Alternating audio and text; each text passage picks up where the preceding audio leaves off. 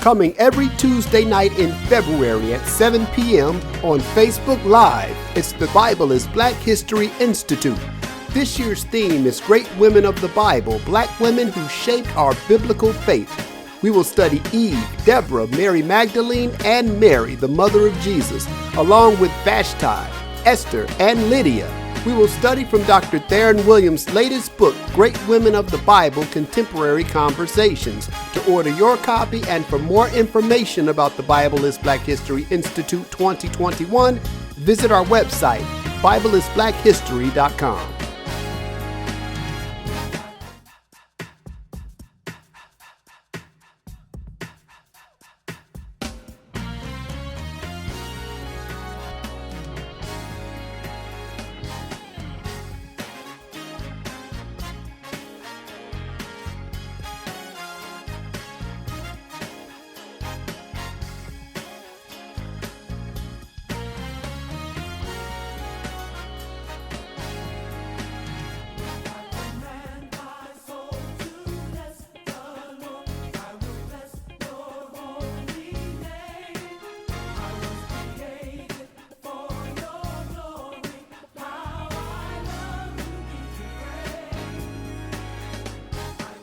We welcome you to the Bible is Black History Institute, and now founder and president, Dr. Theron D. Williams.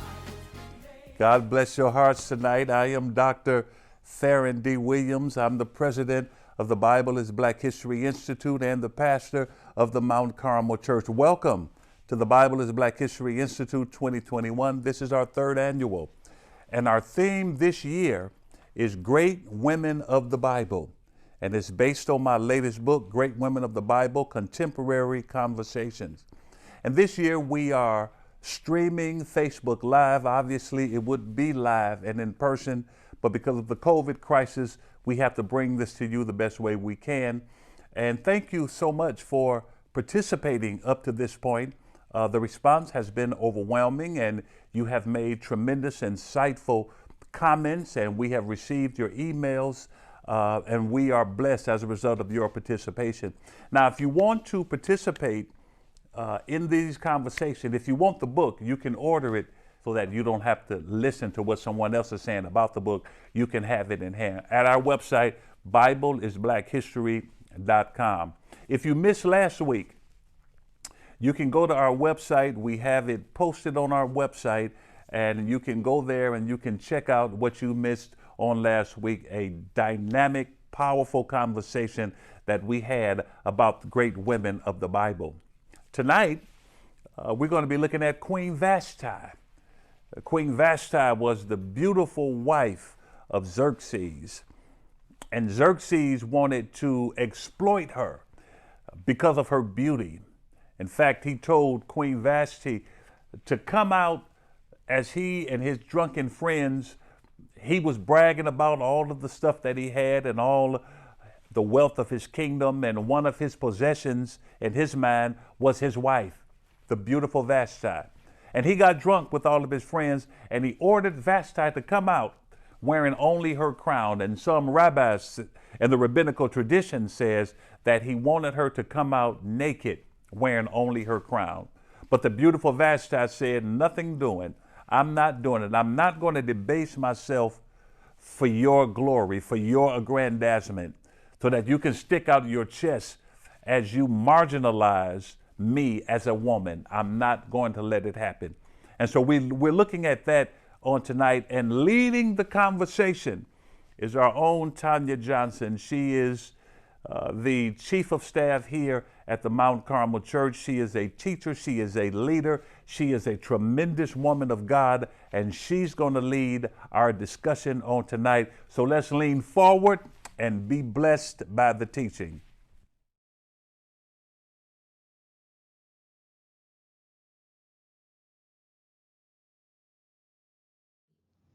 We are looking at the great women of the Bible, contemporary conversations, and we are going to have a discussion about chapter 3, Queen Vashti, I'm more than just a pretty face. So I want to start off by us doing introductions. I'm Tanya Johnson. representing here in Indianapolis, Indiana, a member of Mount Carmel Church, where Pastor Williams, or Dr. Theron D. Williams, who is the author of the book, has been the pastor for over 30 years. And so we are delighted to be able to come together to discuss some of his works. And we are just looking forward to a very spirited conversation. And so I want to give everybody a chance to do introductions. Hi, I'm Alicia Johnson Perry. I'm from New Orleans, Louisiana. I live in Biloxi, Mississippi with my husband, Jerome. I'm a member of Parker United Methodist Church, a progressive spiritual community in New Orleans, and I'm grateful to be here. Thank you. Hi, my name is Helena Simon. We live in New Orleans, Louisiana. We are members of City Church of New Orleans, and I'm happy to be here as well. Hi, I'm Kirsten. I live in Baton Rouge because I go to LSU. Hi, I'm Ann Kimball Hill, and this is my husband, Valerie Hill. We're in Indianapolis, and I'm a member at Purpose of Life Ministries. Hi, I'm Stephen Street. I'm from Indianapolis, Indiana, which is where I'm currently at. I'm a member of Overcoming Church, where the pastor is Bruce and Loretta Farr, and happy to be a part of the discussion this evening. And we also have someone joining us through audio conference. So Mark? My name is Mark Bryant. I'm from Indianapolis, Indiana. I'm speaking to you from Maui, Hawaii, and I go to Utah Tabernacle, which is located in Indianapolis, Indiana, and look forward to this conversation. Thank you, everyone. So I'm excited. We have I would say a diverse group. So I'm looking forward to this conversation this evening. So just for a quick overview. So the chapter that we are looking at, Queen Vashti, More Than Just a Pretty Face, highlights the story of Queen Vashti, who was the beautiful wife of King Ahasuerus, also referred to as King Xerxes, the emperor of Persia. And so King Xerxes was a very wealthy and powerful, influential king that reigned over 127 provinces from India all the way to Ethiopia.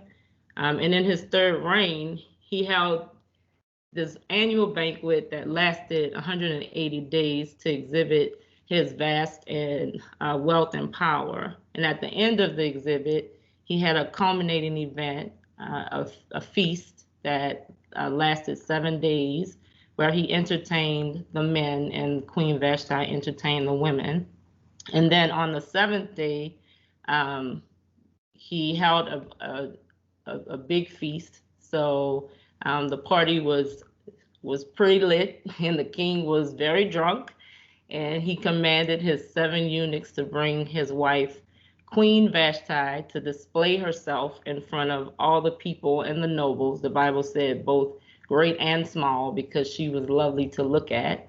And in some rabbinic traditions, it even says that she was to have appeared naked, only wearing her crown. So, of course, Vashti refused, which made the king very furious. And he called upon his council, who specialized in law and justice, as they advised him to banish Vashti from his presence, which meant that would strip her of her queenhood. And then they would just soon begin the process of looking for another queen. So this chapter really brings up the subject of sexual exploitation of women.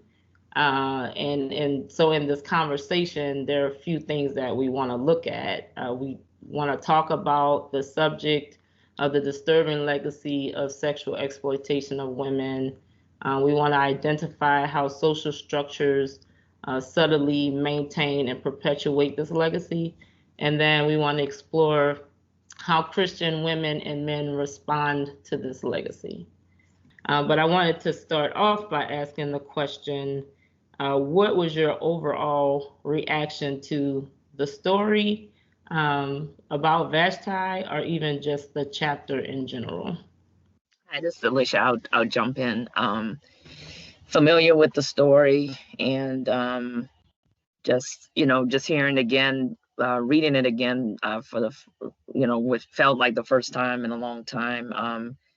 Yeah, it reminded me of probably, some of my first exposures were, in more religious and spiritual traditions that were very male centric, and so, there was the question of whether or not it was appropriate for Vashti to deny her husband, the king, and it's interesting because I was a lot younger when I was exposed to the questions of whether or not women were, allowed to challenge their husbands. And so to, fast forward to being much older and now married, um, after many years of being single, um, I, I'm grateful to look at it from a different perspective and to realize that, it really does depend on how, what your world view is and what your view is around patriarchy,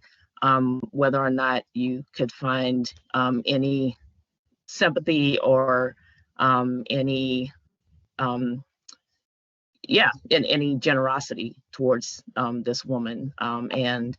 And I just thought it was really interesting. Now I can't even imagine having a question, of whether or not to just feel really supportive of Vashti, um, and also just aware that there are some people, and some women, and men as well, but some women who do make really difficult choices as whether to take care of themselves, um, at the chance of actually losing their power being um being bad mouthed, so I think that was my first overall reaction. It was just like a real curiosity, a wondering, a look at my own spiritual journey and how my interaction with the story has changed over the years as I matured, and also challenged some of the patriarchal, mindsets that I felt like I had been exposed to. I can jump in next. I thought it was interesting that he chose to focus on Queen Vashti in this way because generally when we talk about the book of Esther, we're really using this as an entryway to say why Esther got into the position she got into, instead of really thinking about, the themes of what this kingdom was like. What were the dynamics of marriage that were expected, based off of how the story played out. There's a lot more focus on her banishment usually in the church, for this discussion. And we don't usually focus as much on her from a spiritual perspective because there's not a lot of information about her background. There's nothing that really says that she had embraced Judaism, since they were really a conquered people. So I thought it was kind of interesting that that the author wove in some spiritual themes into her, basis for integrity. I'll jump in. I grew up in the church, and so I didn't know a lot about Vashti. I thought it was, you just knew that, who she was prior, to the next queen coming on the scene, and I didn't. I knew that she had been banished, but I wasn't quite clear what she had been, banished for. And so, I don't know, getting into the research and the reading, I uh I developed a heavy or a large sense of respect for her. Just through the reading, I just kind of like the way she just kind of stuck to her guns, and just said, she wasn't doing it. And I found that to be impressive. I wasn't even clear. about the part of her when displaying. I just thought, come in, meet the crowd, this is the queen, but I didn't realize that, he was asking her to, show up basically, naked, which a mockery. Basically, I didn't, I thought how degrading that was, but having spent time, this is Persia, which is a lot of people don't realize that Persia is the Iraqi Iranian now peninsula of the world, which I've spent a lot of time in, and a woman is basically nothing in that society. They in the just give you some graphics or an example. The little small Datsun pickup truck, Nissan pickup trucks are really popular in Iraq, and the male would drive the truck, and the most females have to ride in the back with the sheep. So, and that's present day, so now that gave me a greater understanding, of just the magnitude of this, and again, I just developed a sense of appreciation how she just wasn't going to do it. And I thought that was pretty impressive, especially understanding the culture in that part of the world. So just thought that was interesting. Yeah, I think I just want to piggyback off of both of those, because that's what I was thinking. Just the fact that I gained some respect for Vashti, just because I guess growing up in church and reading the Bible stories, and it's kind of rushed through, and it gets to, it feels like you read it just because it's the beginning of the story, and you go through it, and then it's all about Queen Esther and how she becomes the queen and how she stood up for her people and all of that, and it kind of overlooks Queen Vashti, which kind of supports kind of supports the view at that time that how insignificant I guess she was in comparison to the king. Though she was the queen, she was there for the king's amusement or for his pleasure, but that was basically her purpose for being there. And if she couldn't fulfill that, then she didn't need to be there. And so I never really looked at Vashti, and when Tanya mentioned that was who we were going to be discussing, I was like, really? Like what information is in there about Queen Vashti? Because again, it's just kind of like you just kind of glossed over that part of the story to get to the story about Queen Esther. And so I found it interesting. I had never heard of or even considered the fact that she could have been asked to appear naked before everyone, just wearing her crown. I had never heard that before, so you can kind of understand and relate to her a little bit more with the extra information that's given in the story and the different perspective, because I know, like, as a child growing up in church, I always viewed it as her being disrespecting the king.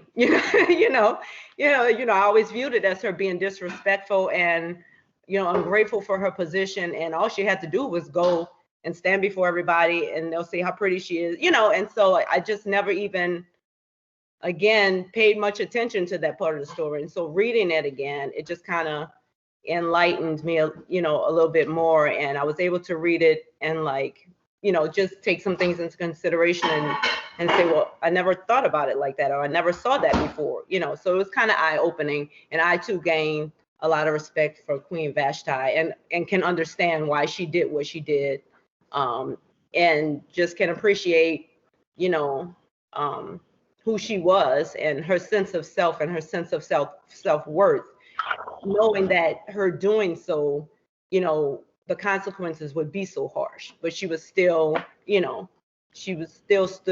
stood up for herself, and she still did what she felt like being true to herself was, what was best for her. So I can respect that. Yeah, I appreciated her being highlighted because I have always been disturbed by this story to the point where I couldn't really appreciate the story of Queen Esther, because I could never get past what happened to Vashti and how she was disregarded so easily, and just, it felt like she was never vindicated. It's like, well, okay, so we're just moving on, and Esther is getting a lot of glory and praise, but whatever happened to Vashti? And so that story has always disturbed me. So to see her highlighted, I feel like there's some vindication.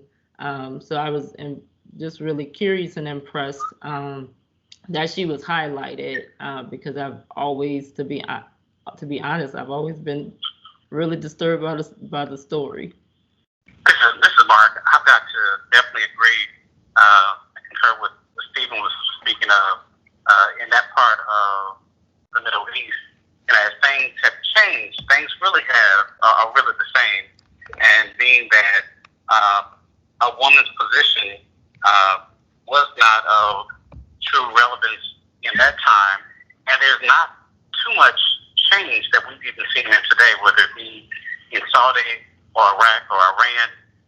Some of the same traditions and thoughts of women have been the same. So I definitely, when I look at Queen Vashti, I look at not only her boldness and being so brave, but the implications that could have come from her decision. Not only with being banished, the king could have ordered her to be killed just because he had the power and she didn't.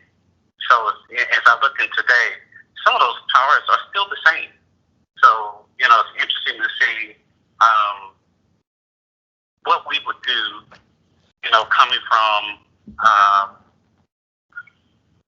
European American standpoint versus a Middle Eastern standpoint.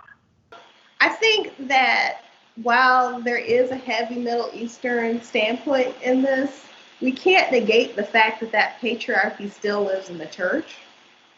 And it still shows up in how we think about who's acceptable to do service in the church, and how much the male leadership controls who gets certain roles.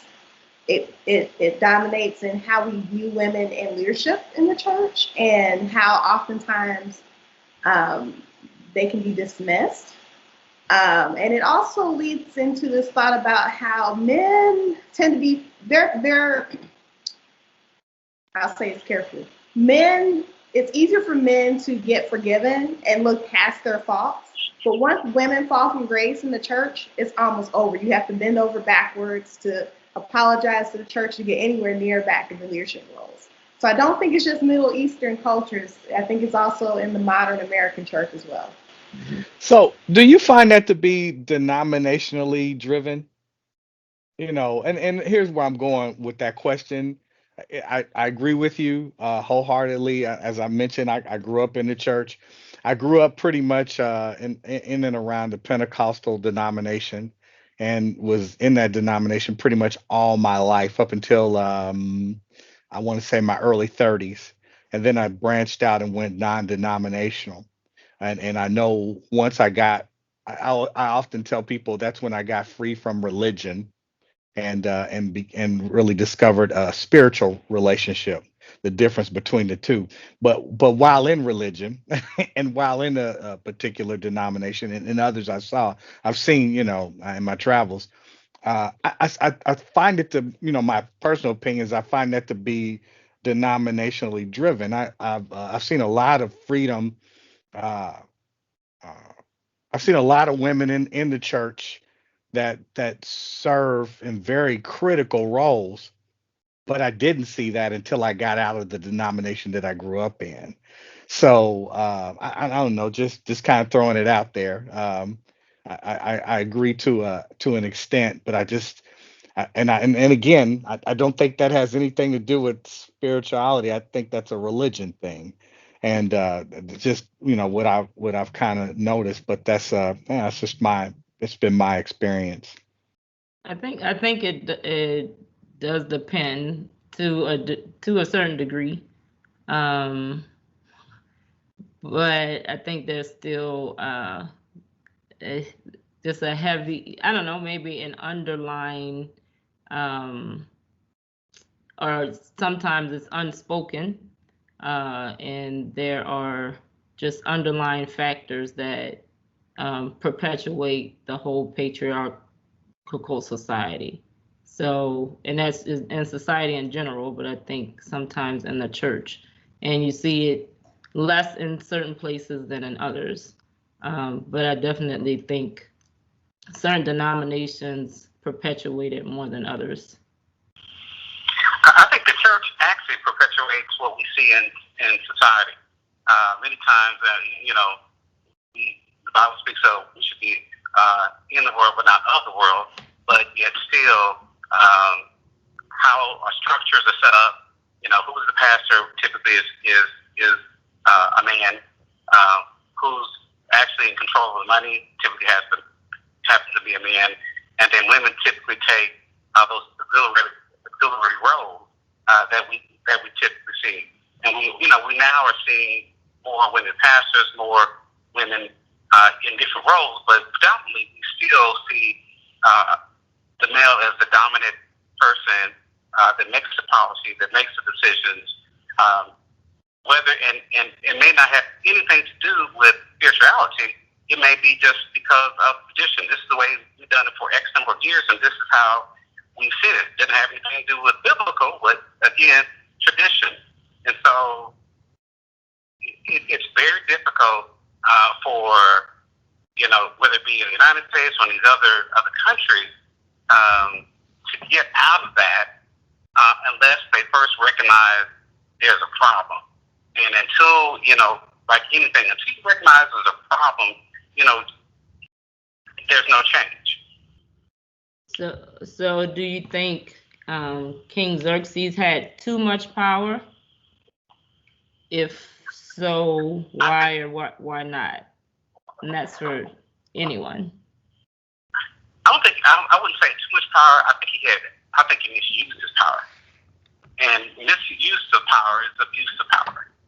And I agree. I think what's interesting is, I guess, just the reality, that this was a part of the cultural norm. And so like I was reading the chapter, and in verse 13, and I'll read a little bit. It says, since it was customary for the king to consult experts in the matters of law and justice, he spoke with the wise men who understood the times and were closest to the king, the 7 nobles of Persia and Media who had special access to the king and were highest in the kingdom.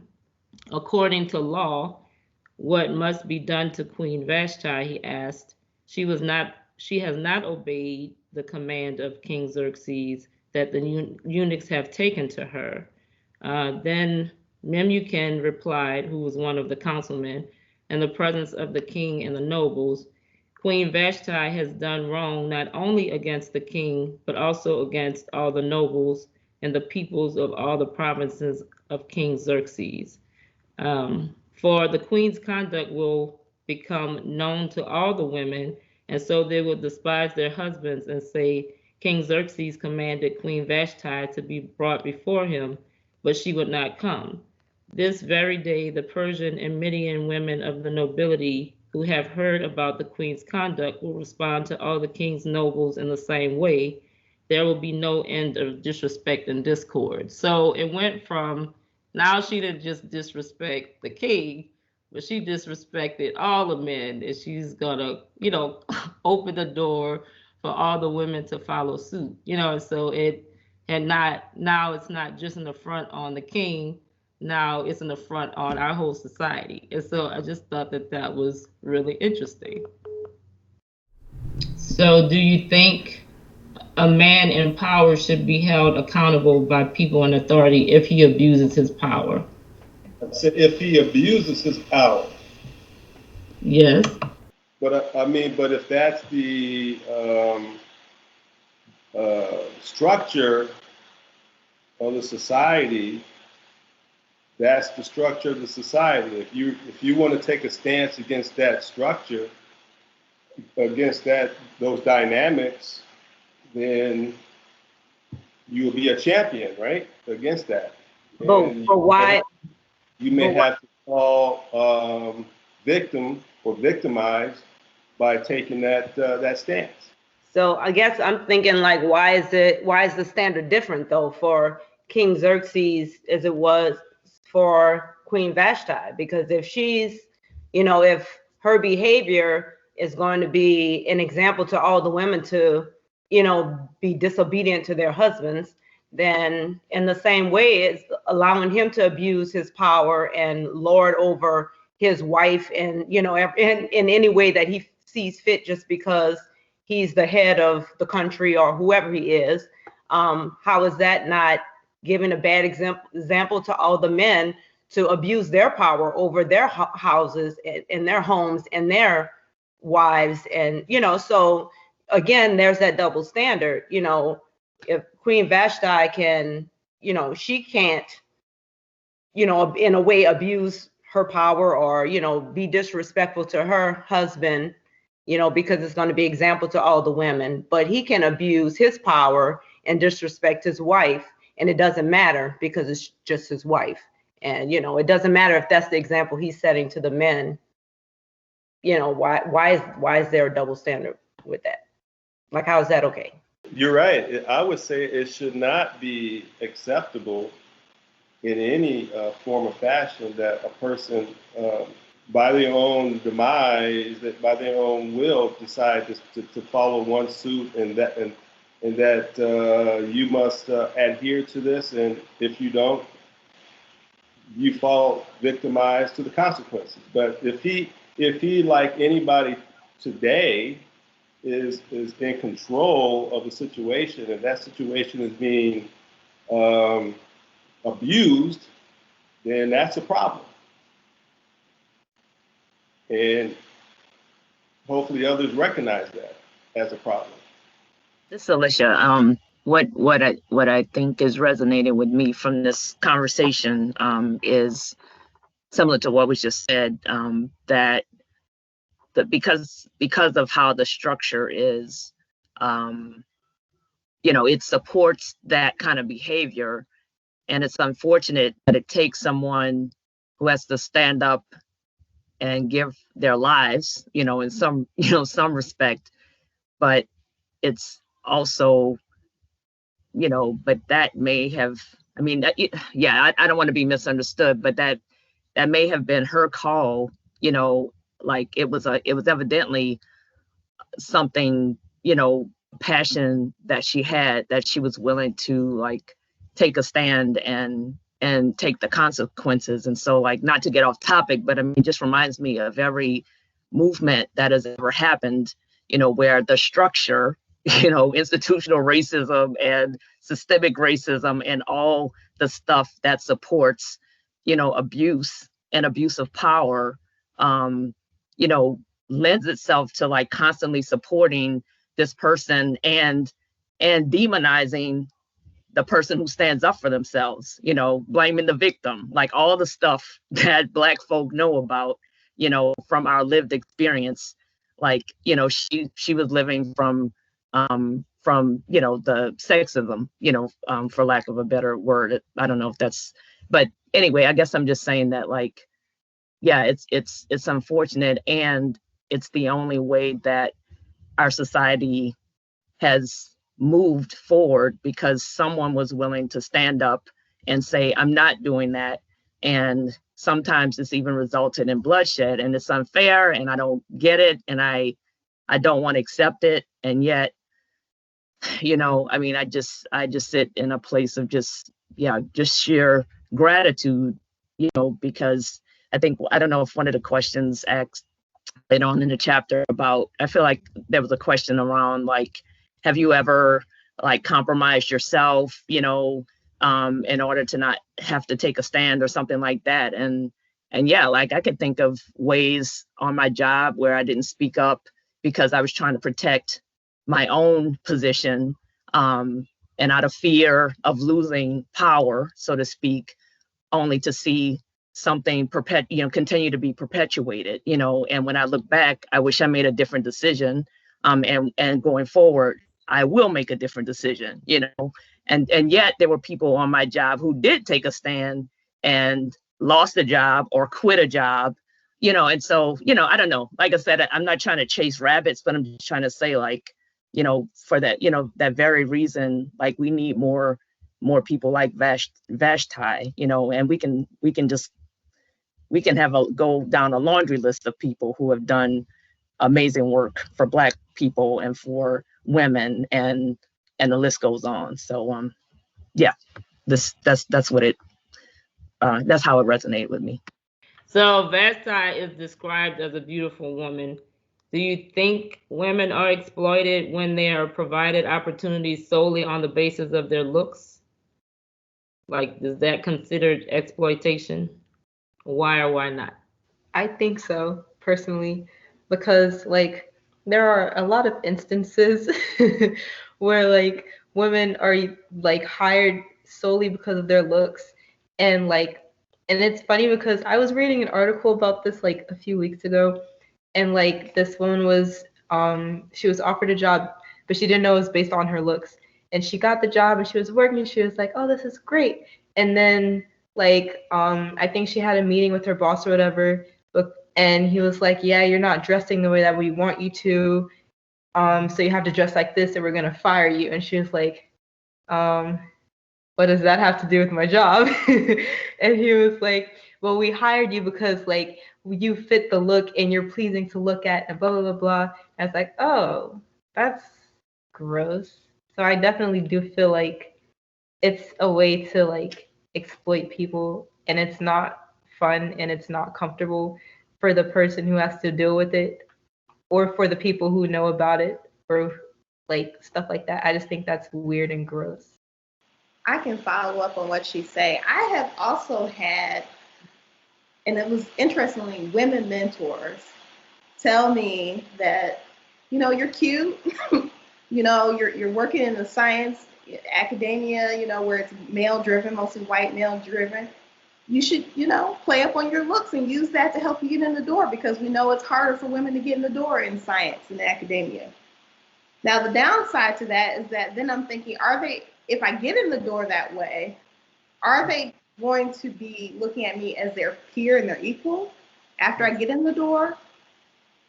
Or, like you said, is there some other expectation? Are they only going to sequester me to certain things and not think about me as the same scientific intellect as my male peers? So you do have to be conscientious of that in a way that I think sometimes our male counterparts aren't as aware of. What is the standard that you're lifting when you do use that? I'm not going to say that we shouldn't use it, but I'm going to say that we have to be aware of the consequences if we do use it. So do you think Black women are more sexualized than other races?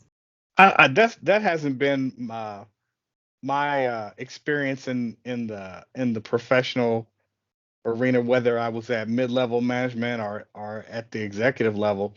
I don't think it's limited to just the Black culture as a whole. I mean, I've seen, I've seen. So coming from a career military person, I've seen exploitation occur across the line, and it didn't matter if you were Black, white, Latina, Middle Eastern, or whatever the case may be. But I've also seen, and on the same hand, all the above, in each culture use the same. I don't choose my word carefully here. I've also seen women from each of those cultural backgrounds that I just mentioned use their looks to promote their careers, but across the board. I don't think it was limited to just one particular ethnicity. So, um, but a wise woman once told me, remember, whatever you use or do to get ahead is what you're going to have to continue to do to stay relevant. And in most cases, if once you stop or you decide to do something different, it's a wrap in most cases. So there's no changing in midstream. So So to answer your question, I just don't think that that's limited to just my experience has been. It's just not hasn't been limited to one cultural background or group of people. So Does anyone disagree? Or how would you answer that question?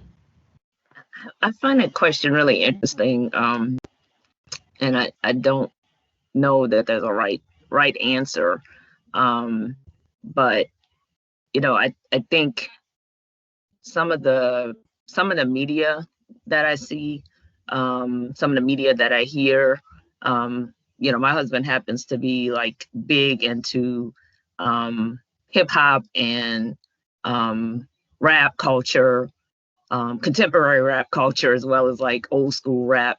And golly, just listening to the difference between, the messaging and women in the field, even just 30 years ago, and what I see now. Like I said, I don't know that I don't know that Black women are more sexualized than other races, because I don't listen to a lot of, I tend to, navigate towards, Black music, and so I can't really compare. But, I don't know if it's just like because of my age. It is horrifying to me, some of what I see. And yeah, for the same reason that Stephen just said, like what you are using to get ahead in this field, you will have to continue to do in order to maintain it. And honestly, like, again, as a wife, of a man, I I like the just being aware of just having to like distinguish between, you know, my value as a woman and male fantasy is like it's hard to reconcile. And it's really hard to reconcile. And honestly, like it's produced in me an awareness of where a lot of my insecurities are. And that's work that I have to do, for myself. But it's hard to do that work as you get older, as an aging woman who never fit that mold of beauty, in the respect of like, weight, and proportions, and how well I could move certain parts of my body. Like, and like I said, I feel like there is like a lot of hypersexualization of women, of Black women. And what even disturbs me more is that I have a lot of white peers, a lot of white colleagues, male and female, who love that music and they love to watch our women. And I feel really protective of Black women. And yet, like, I only drive one car, so like what voice do I have to say that you can't have all your stuff that you've ever dreamed of, and but the cost that you're paying to have that stuff, is it, I don't know, it's just frightening to me, so again, I'm definitely not trying to bash young people, bash young Black people, bash young Black women. I'm just saying that like it's unfortunate that our society and our structure rewards the over hypersexualization of Black women in this case, at their expense. And I wish that it were different, so that we were, hyper focusing on, Black women who go into the sciences, like our sister here, or who go into teaching, or, but that's not where the money is. The money is in like being able to do all kinds of somersaults with your body, and yeah, I don't know. I'm not hating, but I'm really saddened by it. So you think society can reverse the trend of sexually objectifying women and hypersexualizing particularly Black women? Being in industry for a while, women have had to go through a lot of different transitions, right? in order to express themselves verbally, express themselves mentally, and to try to achieve or to get above what they call the glass ceiling, right? So the challenge seems to me over my experience is that women have a lot to gain by standing up for what they believe in and their values. And all women don't listen to hip hop. There are women that listen to spiritual music 7 days a week. And so it's where your values reside, right? And if that turns you off, these situations and confrontations, then you need to stand up for what you believe in. And what I've learned here in Indianapolis is that as a black man in the white society, especially coming from Chicago,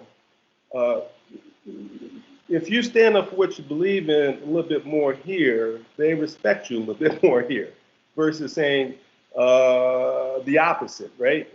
Because in Chicago, I've always had a proactive approach to moving forward. I'm not going to say where I work, but here in India, but you've got to be able to vocalize what's your position, stand by it, and believe in it. And you can convince people to respect that.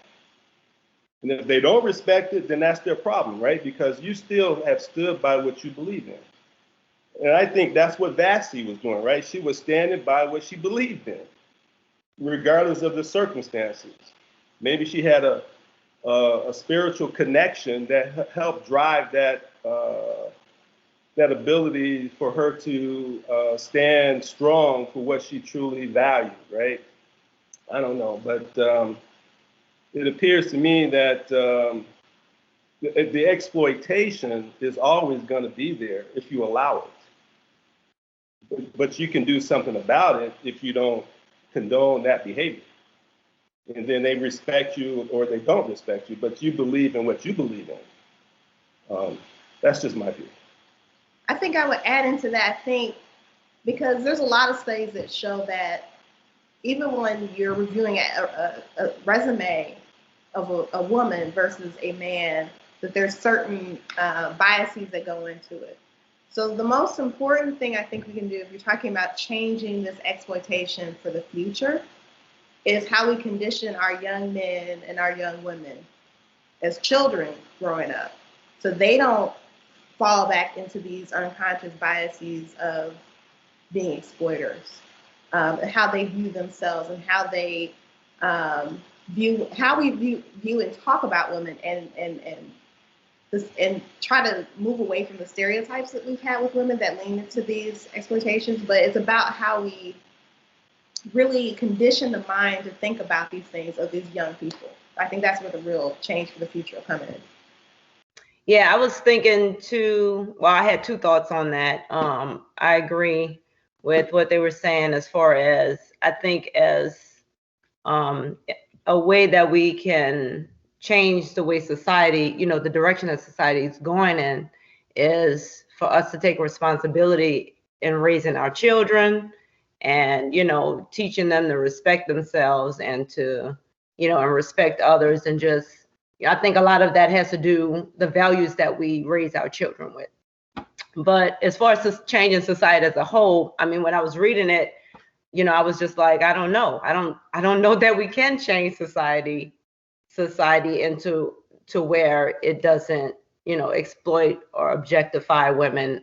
It would be nice in this utopian world if we could change it. But I guess from my perspective is, that would take, that takes, people making sacrifices, people dying to self, just denying themselves of lustful desires, of wanting to see certain things and do certain things, denying themselves of financial gain, because that's what a lot of it boils down to, because that's where the money is.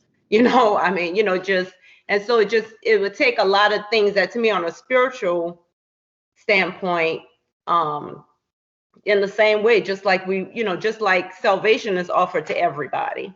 And as much as you want everybody to be saved and go to heaven, as long as people have their own free will, and the world is the way it is, then there's going to be people that's not going to be willing to give up the financial gain, and that's not going to be willing to deny themselves. And so there's just this underlying thing where, yeah, we want it to be a certain way, and we want, we can make the society, I guess I saw the question as if we can make society where it, where we rid it of objectifying women, and we rid it of, all of these things. And I really kind of don't think we can rid it. I don't think we can rid society of that type of stuff. I do think we can work towards making it better and making strides, and, not just letting it get out of hand, and do what we can do and work towards those things. But I don't think that society will ever be rid of certain, stuff like that, because that takes, to me, without getting too spiritual, that's going to take deliverance, and that's going to take, people, again, people desiring to do what's right, and to, I don't know, just denying themselves of fleshly desires. So as we wrap up this discussion, and we can each take a turn, but what's our part, or how would you contribute personally to eliminating or decreasing, if it's not able to be totally eliminated, how do you decrease the levels of hypersexuality or objectification of women? What's your contribution to decreasing this, or what things can we do to change our society? Personally, I think, like, I forgot who said this, but I think we should teach, like, not only like our like young men and little boys like to like respect women, but we should also teach like our little girls to also respect men, because I mean, it can go either way. But like, I know, like, personally, like, for me, myself, and like my friends, like, we try not to we try to like tell people like, hey, it's not okay to like talk about people like this, 'cause that's weird and that's gross, and nobody wants to like be talked about like that. And like a lot of people, like, especially like older people, they're like, no, y'all are just sensitive and it's perfectly fine. Like, we've been doing this for so long, blah, blah, blah, blah. But it's not okay. Like, just because you were brought up a certain way does not make something okay. And just because it's something like that's been taught like for years or whatever, doesn't mean that you can get away with it forever, because people are eventually going to like start realizing like, hey, like, that's not cute. That's disgusting and weird. And so like, I feel like it's something that should be taught, like, not only in homes, but like also like within the school system, because a lot of stuff like happens at school too. So like people are scared to like speak out about it. Yeah, and again, just since the mic's on, again, just I think just raising our children, like she said, in school and at home, and I think I think we've also as a society gotten away from it takes a village. Everybody's kind of like all about my four and no more, and protecting mine, and I think whereas one time, you hear stories about, from older people about like, if, the neighbor saw you doing something wrong, you got it from the neighbor, and you got it when you got home, but I don't think there's that sense of responsibility as much as there was, before, where we are not just looking out for our own, but we're looking out for all of ours. And so I think just, coming together and just trying to instill the right values in our children, and just the children that we come in contact with, and just trying to set a good example, because to me that's where it starts. I mean, you got starting with them coming up, and then just trying to, speak up and stand your ground and stand up for what's right and being bold enough to not be afraid to stand up. I think a big part of what we have to do is continue to change the image that we produce of women, whether it be from radio, TV, print, digital. We have truly, from a macro standpoint, we've got to drive the images. The propaganda that's put out there many times is of a negative nature, and we have to do everything in our power to ensure that that which is said, that which is produced, that which is printed, that which is placed on television is a positive and professional image of us as African Americans, especially African American women. Because in any society, how we treat women is how we treat those in the nation. That's how we are respected. My friend used to say, well, how do we tackle this big problem? Well, each of us is responsible for our own lives. And if we take that responsibility to take care of our neighbors and instill the right things in our children and ensure that they have right images and the right projection of how women should be, we'll make a difference. We'll make a difference. We may not change everything, but we will make a difference. I would add to that, because Paul talks about how the man is supposed to cover the woman and all that good stuff. And if we're going to lean into scripture, then we should think about how our men check our other men in covering our women in our community, right? So it's not just the kids. It's if my husband Valeri sees another man talking vulgar, using vulgar language about a woman, is he going to stand up and tell that man that's not right? Because if a man checks a man, like in the story, he asked, the king asked his other counsel, what should he do? Now, if they had said, you was wrong, dude, you knew you was drunk, that wasn't right, I think the story would have went completely different, right? So men have power in this situation too. As grown men, you can bear up and, speak and cover our women and say it's not right. I agree with that 100%. And I'm a father of two daughters, 27 and 18, and those girls have been raised to be pretty independent. Um, they've been raised not to expect something from a man, so to speak, from a tangible standpoint. Expect um, a certain type of behavior as to how he should treat them. They have been trained that way, but they've also been trained to. Uh, I don't want to say self-sustaining. That might be too strong of a word, but have your own. Uh, be able to have and provide and obtain your own, and not be an expectation of somebody, a man, so to speak, bringing it to you. But there's a balance in that, and then this is where I'm going with this. That as the other partner in that training, I've also trained them to uh, be able to receive. Don't be so strong and being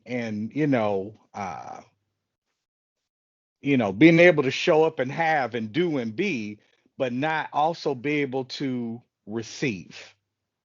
And under the proper circumstances and proper relationship and everything of that nature. Because I think that sometimes we I can, as a parent, I think, and in what I've observed, even in the professional arena, I think that sometimes we miss it on the balance of that. And what I mean by that is, uh, yes, a man has to, can promote what is right and what is wrong. uh he can promote what is right with regards to how a woman should be treated, but also on the flip side of that, a woman has to be willing and prepared, and and and and it has to be displayed on how to receive that. And, case in point, uh, opening the door, whether it's on the car or whether it's going into the house. I can get my own door. Yeah, I've been told that as I attempted to open the door. Uh, but then also on the flip side, I saw where I've seen where a guy get in the car and doesn't open the door. I'm gonna let you get your door. There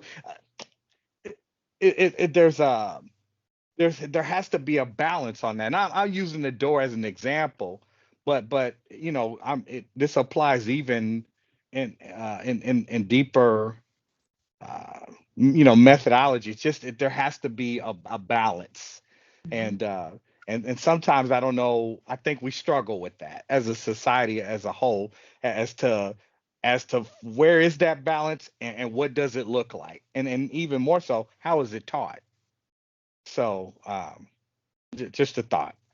Yeah, everything that has been said has been really amazing, and I agree with all of it. The only thing I would add is just call it when you see it, and again, like, really simple example is, when the music comes on and I hear, language or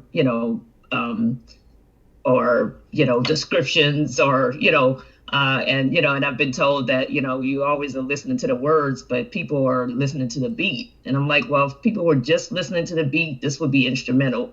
People are listening to words, and words matter, and so I have been in situations where, as as the language arose, or the descriptions arose, it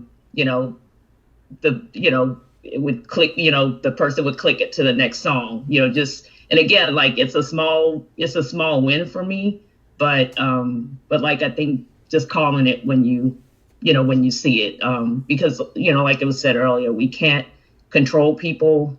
People have free will. People have, the choice to decide what they're going to lean into and what they're not, what they're going to value and what they're not, what they're going to, kind of minimize, that's not that big of a deal, what they're not. And it really is, it comes down to my individual decision to model the behavior that I want to see, model the behavior that I believe in, but also, ultimately leave the results to God, because I really can't control people, but when I see it, I can say something about it. And so that's the only other, that's my challenge. I just wanted to add, I agree with everything as well. There's a book I came across as Ann and I was perusing bookstore one day. It was related to, which I think everybody in this call, I'm hoping, has heard of, The Virtuous Woman.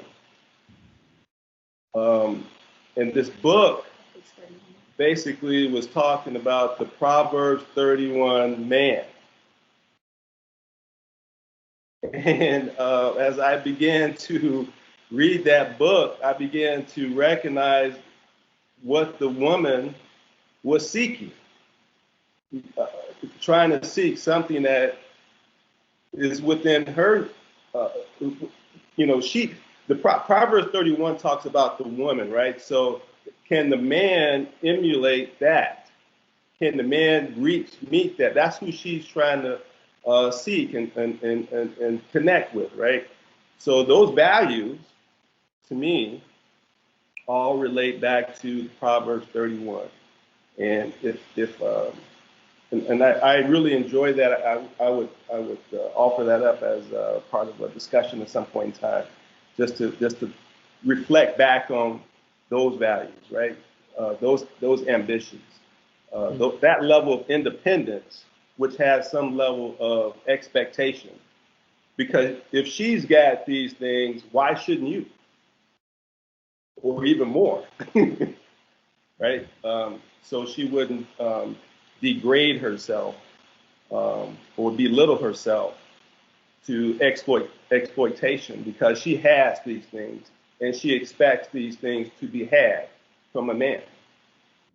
So thank y'all very much for the discussion.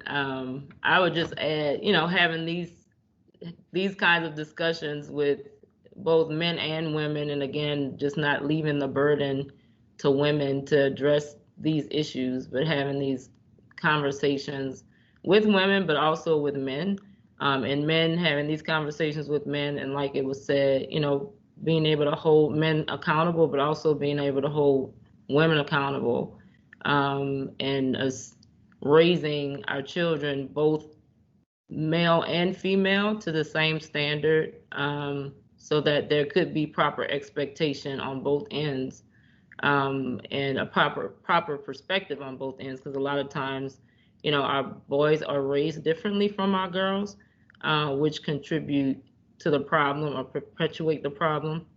So I think, and then to Kirsten's point, you have older people that are just saying, this is the way we've been doing it, get over it, and continue to turn a blind eye to it. So I think even as adults, still knowing that there can be change to happen, and we can make that change by having these conversations, looking deeply, and even, changing the lifestyle that we offer to our children, because there's a lot of history and things that have gone on in the past that we just have accepted and tell our children to just deal with it.